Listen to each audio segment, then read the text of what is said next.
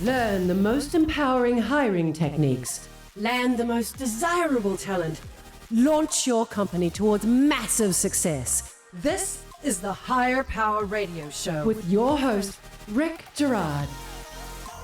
Do you ever wonder why a small percentage of people respond to your recruiting emails? The answer is simple. There's nothing in it for them. So especially if the person you're trying to recruit is already working. Now, let's be honest. Selling people on what we need only attracts people who are actively looking. And 99% of all messages sound the same. Here's why we are great. This is what we need. This is what we offer. Skills you must have. Ending with the hurdles that you have to leap in order for you to talk to us. To gain higher response rates and attract the people that you need to respond, you must first change your positioning. Starting with answering the question, what's in it for them? Above and beyond the paycheck. I'm Rick Gerard, and welcome to the Higher Power Radio Show.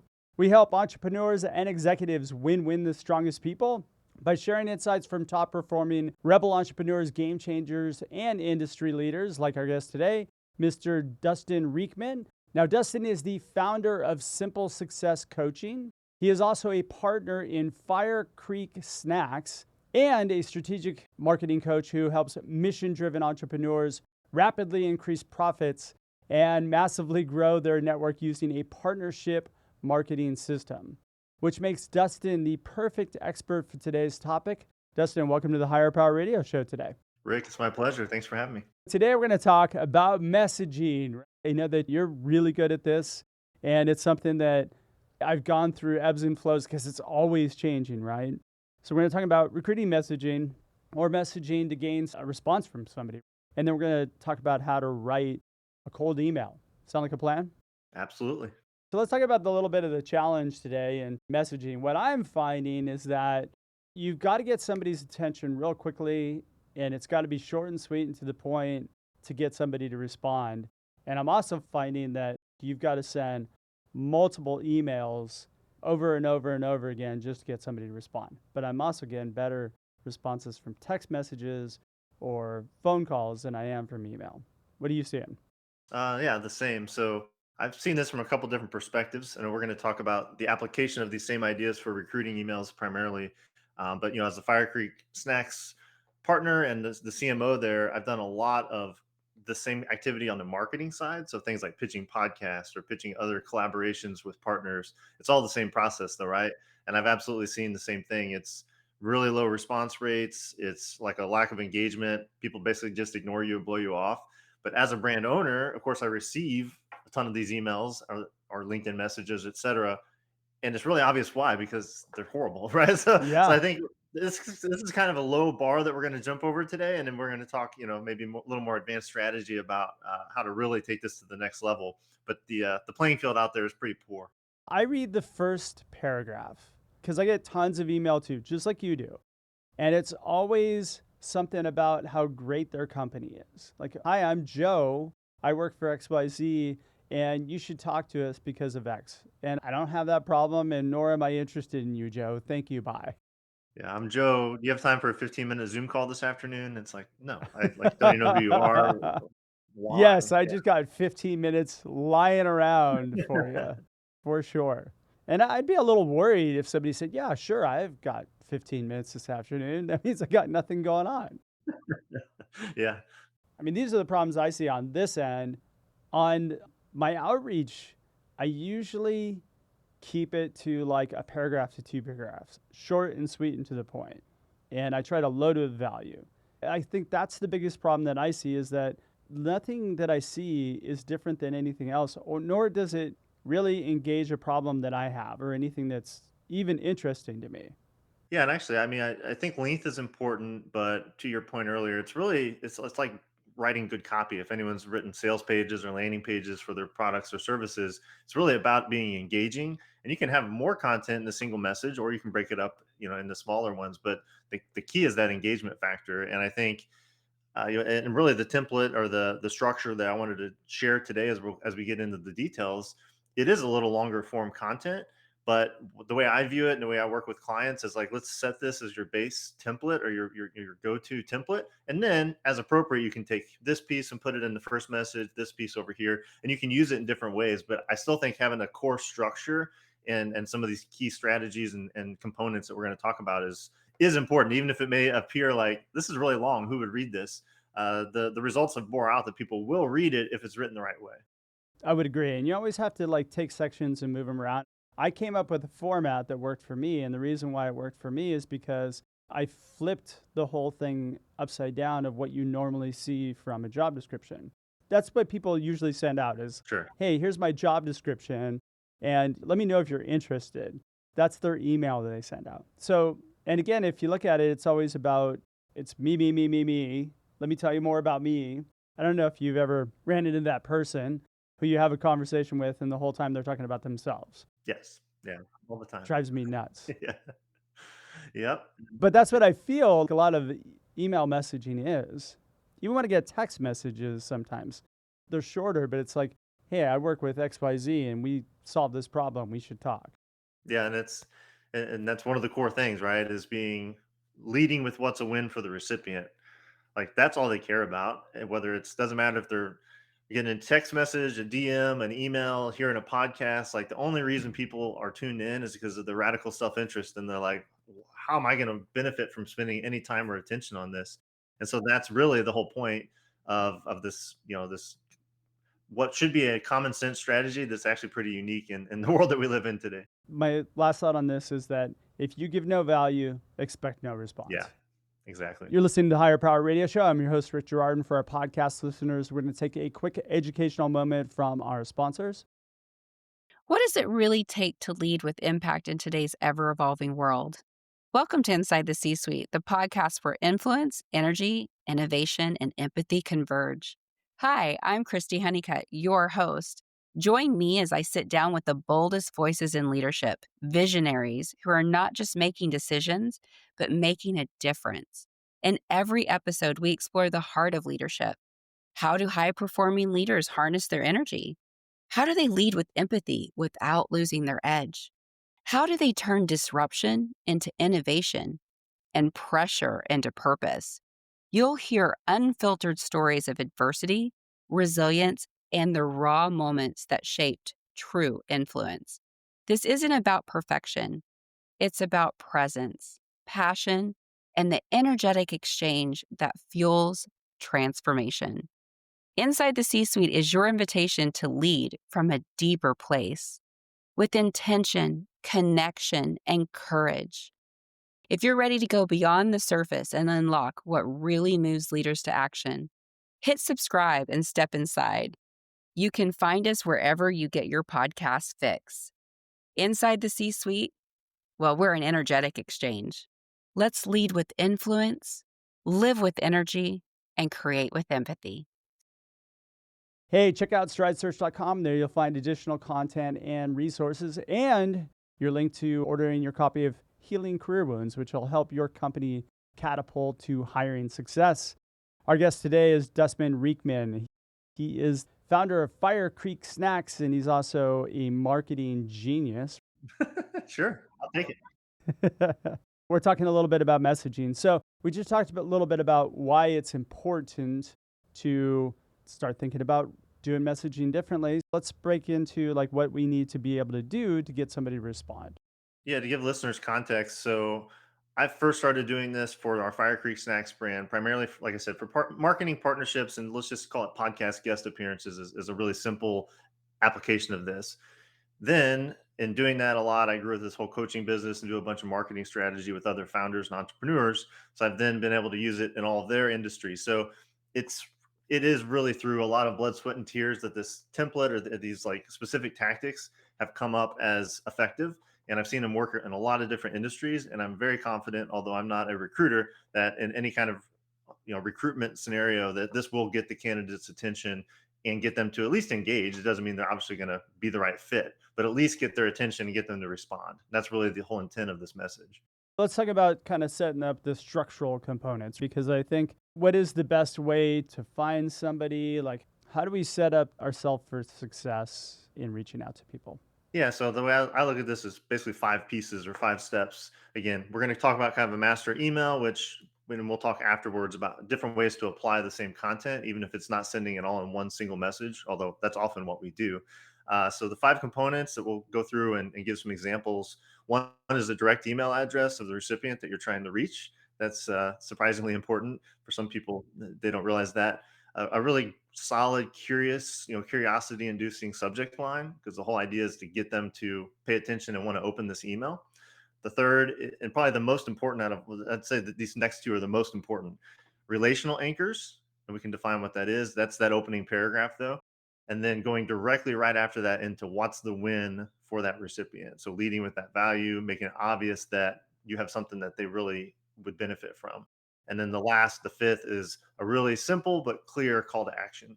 Let's talk about direct email address. I love how you laid these out. We're looking at personal email addresses, correct? Absolutely, if possible. You're right. Okay.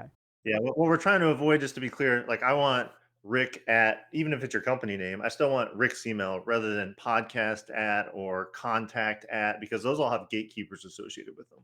Well, and if you're recruiting, like you want a person's personal email address, you don't want their work address because that can be monitored and can cause, if it is monitored, then somebody can pull it and get that person in trouble and then they will never call you back. Right. Yeah. That's a good point. So, how do we find email addresses? Yeah, there's a lot of tools. I know you and I have chatted.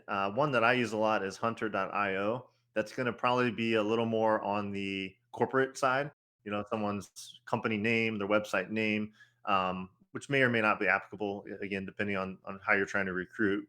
I know you've got some other tools like that. The other thing I do often is it's really pretty simple sounding, but people overlook it, is social media profiles. A lot of times, whether it be Instagram, if they have a YouTube channel, LinkedIn, very often that you can get access to their personal email in a forward facing way there. Of course, there's scraping tools and there's other tools to kind of get behind the scenes contact information. But if someone, especially if they have a fairly unique name, it's pretty easy to find my email address because it's Dustin Riechmann. There's not a lot of us. And so, with a high level of confidence, if you get a Gmail with something like my name and it came from a search query or off of social media, you've got a really solid email address. If you're looking for people, you're going to most likely find them on LinkedIn.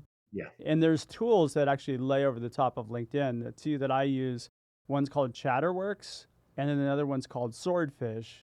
And basically, when you click on a person, it just shows whether or not it has their email address, phone number, anything like that. And it's a pay-per-click service. You open it up, it gives you their contact information, and yay, now you've got it to put in your database. Yep, those are great tools. It definitely helps get through to the right person and gets away from the... You don't want any gatekeepers, especially when you're recruiting.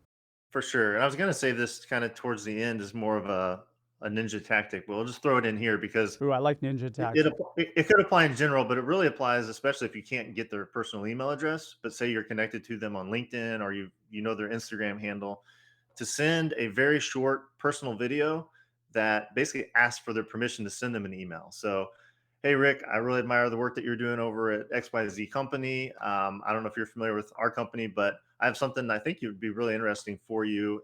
With your permission, I'd love to shoot you an email with a little more information. And if you personalize it and you actually take 30 seconds to record a video, shoot that to them in their message, you're going to get a very high acceptance rate for that. And then they'll just say, yeah, send it to me. Here's my personal email. So that's another tactic you can use.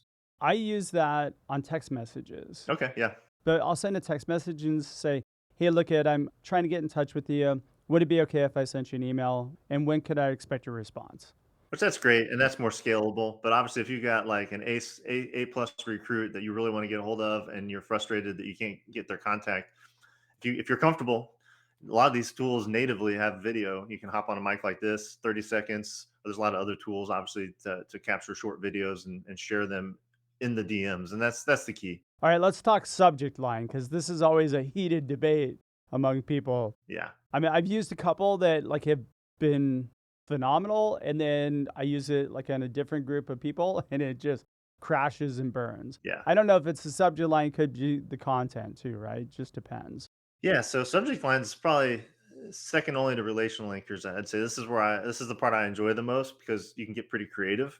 And it's probably the biggest hurdle. I mean, they're if you get their email address, they're maybe curious about who it's from, but subject line they're gonna look at first. So in a kind of a universal application for podcast guesting, the thing I've done a ton of, I'll use like episode number, 125 or whatever, like an actual episode number, because again, I'm thinking about what's the mindset of the person receiving this. They're going to see that and think this person has a question, maybe wants to sponsor an episode, maybe wants to be a guest, like whatever it is, like. But there's something specific about this episode that I created, and you're going to be very curious to see what they want. So, in a recruiting sense, that may be referencing some specific personal detail about them, making sure you're not creepy, but maybe like they have a really specialized title or their alma mater from college, or you've seen they posted on LinkedIn about their favorite football team, and you pick up on that and you're like, go Bulldogs or whatever. There's a lot of the key is to make it curiosity inducing, make it as personal as possible. I've got a short story. One of my favorites, and this is kind of a one-time use only. And I don't know that I would use it for recruiting. Maybe you would. I had a subject line that was dog poop, and then you're like, "What in the world is that?" And it was actually the very first podcast I ever pitched, and it was back in the summer 2020. We were on lockdown. My kids were trying to start a business in our neighborhood, and they had this idea they would do like pooper scooper business. And this podcast was called Side Hustle Nation, and I knew I could get on there and tell a great story about Fire Creek and how we grew that business, kind of with guerrilla marketing. So I said dog poop, then immediately was like, "Hey Nick, I love your show," and referenced a specific episode. And in this case, I actually took a picture of my daughter looking at a computer screen with his podcast episode up, and it was a podcast about starting a pooper scooper business. And I basically said, my kids, are using this, and we're really appreciative. And then I transitioned into what I could offer his show with my own story. But yeah, so I don't know, dog poop. That's there's some risk with that, but you'll definitely get someone's attention. You know what? To this day, the highest responder that I get is I just put real quick, Yeah, like real quick.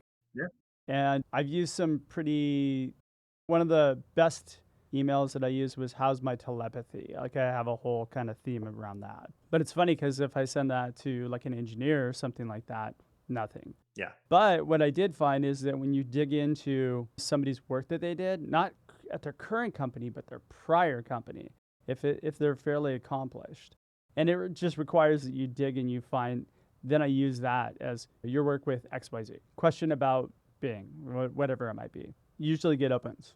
yeah. I'm thinking back where this would be really applicable in my career. I was an engineer for a long time, and of course, I always got recruiting emails, and I also had a team of 20 people, so I was recruiting back in those days. But thinking like I had a real specialty as a traffic engineer. So if a recruiter would have been something like signals flashing, or is this safe, or something like that. Like I'm going to be thinking, oh, something that they need help, or there's like a professional outreach about my career, and it was specific enough that it wasn't just like engineering or engineering search or whatever, which is mostly what people would throw out, is just like really generic stuff that gave me no incentive to open it. There's that fine line though too, where I did get yelled at once because I used the subject line and they thought it was very misleading. Like I was, Okay, or maybe it was too clickbaity or too salesy. sure, yeah. Subject line's kind of a tricky thing. I sometimes send emails out with no subject line. Yeah, that's a good tactic. I do like on LinkedIn. I do a lot of connection requests on LinkedIn with no content, and I actually get a very high acceptance rate. Now, I'm typically only trying to connect with people that would see a reason to connect with me. Yeah. But I find that unless I have a really compelling reason to put a message, it's actually better not. So yeah, I think a blank subject line is worth testing. What are relational anchors? Talk to me about what those are. This is your opening. Yeah, so this is basically the subject line gets them to open. This is getting them to read the first sentence and really the first paragraph in total. Relational anchors are simply points of commonality, if you can find those. So that could be, we're both in Illinois, or you run. I see that you and your wife are engaged with whatever ministry, like that's a passion of mine too. Something that immediately lets them know you're not just like a random stranger from the internet, right? Like you've spent some amount of time to know something about them. And so that's the first step. That's what a relational anchor is. And then I like to transition in the second or third sentence to really flattery. So this is, hey, I really admire that you did this, or like in the podcast example. And so this is where you get the subject line to be consistent. with the next step. So the dog poop, and immediately he can read that you helped my kid start this business around that subject. So it's not cheeky and it's not, like you said, disjointed. But it does have to Episode be 209, truthful. then it's like a takeaway I got, flattery, this is so helpful, and like, or I really admire you got this award, or you got this degree, you were recognized as a Forbes 30 under 30, like, and tell why that's meaningful to you. Like, I really admire that. A passion of mine is mentoring younger, people when they get out of college. I'm sure that, so like, but that's it. That's a relational anchor. This is personal to you. I've done some level of research to know what you care about and to have some kind of point of commonality to get you to be like, okay, yeah, like I'm now open to hearing what this person has to say. I get these emails sometimes for the show. I loved your episode with so and so. It was so insightful. Yeah. And that was it, right? Like you could tell they totally just bullshitted it. Yeah. You really have to put in the work if you're going to use that type of an anchor. Yeah, I got one today that was like, "Hey, I hope you had some event I was on LinkedIn," and it was like, "I hope you really enjoyed your time with blah blah blah blah blah." Like long title event, very unnatural way to approach me. And then it was like, "We help people with events. Would you like to help?" And it's like, okay, delete. But if they would have said, "Hey, you're on this event with so and so. I thought that your point about partnership marketing was really insightful, and it's something that I've been really curious about how to get on podcasts." So like whatever I was talking about, like, and again, all the things I'm talking about take a little more effort. They take a little more work. Yeah. But these aren't typically going to be like mass blast emails. These are personal recruiting or solicitations for partnerships, and it's worth a little bit of extra work because instead of getting a 5% response rate, you can get an 80% response rate. And that's where it should be. If you're going to send an email, you should be expecting an 80% success rate. Yes. Yep. And we see that. I always like to lead with an opener where I'm trying to provoke somebody's thought or make them laugh or cry. Yeah. That's kind of my thing. If I can kind of maybe shock and awe somebody. If you can make them cry with the first sentence of an email, that's pretty impressive, Rick. Well, I've never made them cry yet, but I used this one. It was my telepathy email where I talk about, I know you've been eagerly anticipating my email, but I just received your telepathic message, so I apologize for taking so long to get back to you. That's good. I've gotten a lot of like really, haha, that was funny, or it took you long enough. Like you get some cheeky responses back at least. Sure. Yeah. But at least you're getting a response, so you can go from there. Yeah. Exactly. So what are the key points for these relational anchors? Well, like I said, personalized, something that connects back to the subject line, I think is important so that they can see really quickly that it wasn't clickbaity and it was legit. And something that it just personalizes, I guess that's the big word I keep saying, but personalizes the experience. It becomes a human to human. It doesn't feel like a mass email. It feels like one human sent it to another human. And there's at least enough knowledge about each other or about the recipient that it conveys enough trust to keep reading, because the next thing we want to talk about is what's in it for the recipient. And this is really what they should mostly care about. They won't get there if you don't have a good subject line and a good relational anchor in the opener. Exactly. Let's talk about the next piece, the clear win. Yeah, the clear win. So again, if I'm going back to my bread and butter, if I'm going to be on a podcast, I want to show that host exactly what value I'm going to give them and their audience, because that's what they care about, right? And so compelling bullet point format is what I like to go with, maybe 3 to 4 bullets. And they're like, again, compelling, curiosity inducing, like, oh, that's really interesting. Like how Fire Creek Snacks sold 7 figures of snacks in their first year of business without paid ads. Like, and if you're on a marketing podcast, you're like, really? Like, I got to hear this story, and like, but that's really what you're going for. And same thing with recruiting. It's like, what's in it for the recipient? Why would they want to know more about this position? What's special about your company? What's in it for them? And I think the format's really important here. I like to use snappy bullet points because, again, we got subject line, opener, and then this. A lot of times if you open an email, especially on your phone, if that's in the kind of in your viewport, your eyes are going to go straight to the bullets. And this is the juicy part of the steak, right? This is really what you want them to see anyway. So that bullet point kind of gives you an insurance policy that even if they flip through and skip the first paragraph, they're going to get to the thing that you really wanted to share. And I may often bold the line above this to kind of draw attention to it as well. I kind of look at it from the perspective, like give them a reason not to ignore the rest of the message. Yeah. one of the things that I find is super powerful in messaging, especially if I'm trying to recruit somebody, is what is that person's career wound? Yeah. Can I address some sort of pain point that maybe we can help them fill? And it's kind of easy to hit because if you think about it, most people that are in a role right now are moving for a couple different reasons. One being growth, the next one being leadership or their management, and then the unknowns of what's happening in the company. So people, they're underutilized, underchallenged, or overmanaged. Yep. So I can poke those three areas and essentially be able to say, hey, look at, you may be feeling this way. I don't know if you are, but if you are, we should talk. Yes. And there's pretty good data out there that about 70% of people feel that way. Yeah, and obviously you're the expert on those specifics, but that makes a ton of sense to me that you kind of have the three leading causes of feeling underappreciated or maybe even if you're not actively looking, the inkling that you might be open to another idea for a career change, and you start agitating that problem just a little bit in that email, and it may push them over the edge to be like, you know what, I'm not looking for a new job, but this guy seems to really understand me, at the surface level at least, and I should have a conversation with him. And that's really what people want. We just want to be understood. Yes, They want to be heard, right? yes, So we've laid out that piece. And then what's the fifth piece? yeah. The last one is the closing or the call to action, the clear ask. I like to keep this super simple. A lot of my emails with this format will end with "Are you interested?" That's not asking like, "Will you come work for us?" or "Can you fill out an application?" but simply, "Are you interested?"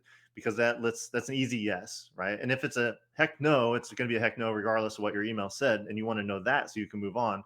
But "Are you interested?" is like a softer, but still requires a response. Simply putting all this work in, having bullet points, and being like, "Thanks for your time, Dustin."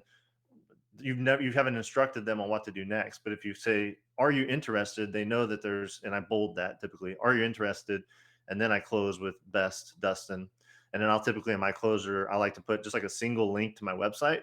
And just because we don't want to overload them with information. And if you put more than one link, you're likely going to spam. But one link gives them the option, if they feel comfortable, to click over and see what you're about, see more about your company, but it doesn't have the pressure of, review our media guide or here's our HR manual, like and all our benefits. You're not trying to marry before you're dating.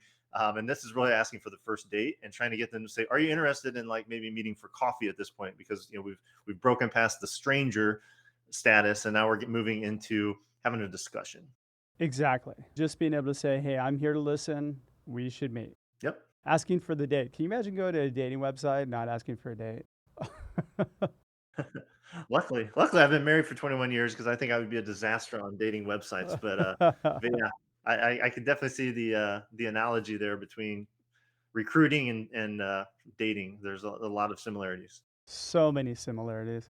Dustin, we're getting pretty close on time. What would be 2 or 3 key takeaways you can give the audience that can plug into the business today?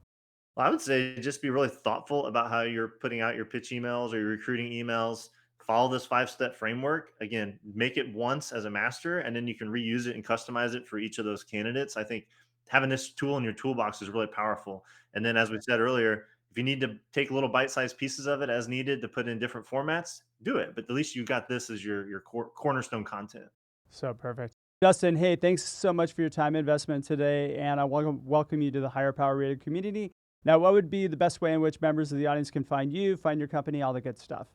Absolutely. SimpleSuccessCoaching.com is my home base. If people want to shoot me an email, it's Dustin, Dustin, at SimpleSuccessCoaching.com. I'm happy in that case.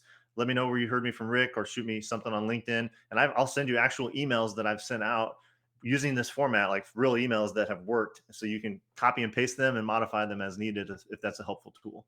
So you giving away free snacks too? I might be able to work something out. Yeah. Hit me up. Hit me up for some Fire Creek snacks too. Oh, too funny.